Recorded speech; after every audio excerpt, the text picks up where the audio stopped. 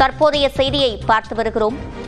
நடிகர் ரவிமோகன் விவகாரத்தில் ஆர்த்தி தொடர்பாக அவதூறாக பேசியதாக பாடகி சுசித்ரா மீது ஆர்த்தியின் தந்தை புகார் அளித்திருக்கிறார். நடிகர் ரவிமோகன் விவகாரத்தில் ஆர்த்தி தொடர்பாக அவதூறாக பேசியதாக பாடகி சுசித்ரா மீது புகார் அளிக்கப்பட்டிருக்கிறது. பாடகி சுசித்ரா சமூக வலைதளங்களில் தவறாக பேசியதாக ஆர்த்தியின் தந்தை கிருஷ்ணமூர்த்தி புகாரினை அளித்திருக்கிறார். சென்னை காவல் ஆணையர் அலுவலகத்தில் பாடகி சுசித்ரா மீது இந்த புகாரினை ஆர்த்தியின் தந்தை அளித்திருக்கிறார். கூடுதல் விவரங்களை செய்தியாளர் தமிழரசியிடம் கேட்கலாம். தமிழரசி, விவரங்கள்.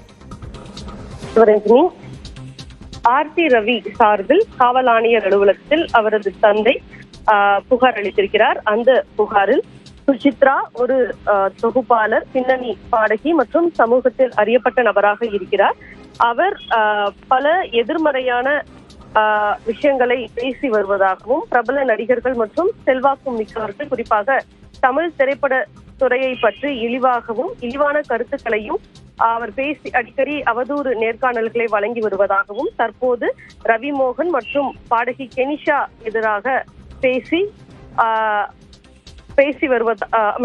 அவர்கள் இருவருக்கும் ஆதரவாக பேசி வருவதாகவும், மேலும் சுஜாதா, ரவிமோகன் மற்றும் பாடகி கெனிஷாவுக்கு எதிராக பேச ஆர்த்தி ரவியின் அம்மா சுஜாதா யூடியூபர்களுக்கு பணம் கொடுப்பதாகவும் அவர் காணொலியில் பேசியிருக்கிறார்.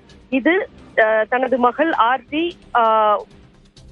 அதே போல தமிழ் நடிகரும் பிரபல நடிகருடன் சட்டவிரோத உறவில் இருப்பதாகவும் சுசித்ரா பதிவில் கூறியிருக்கிறார் என்றும், இது போன்ற அடிக்கடி அவர் அவதூறு கருத்துக்களை திரைப்படத்துறைக்கு எதிராக அவர் கூறி வருகிறார் என்றும் அவர் அந்த புகாரில் குறிப்பிட்டிருக்கிறார்.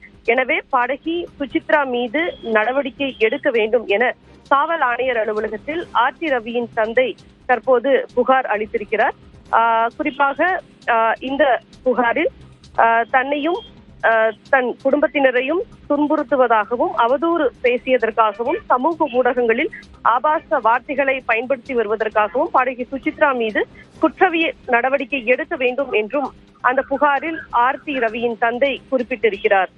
சிவரஞ்சனி, விவரங்களை வழங்கியமைக்கு நன்றி தமிழரசி.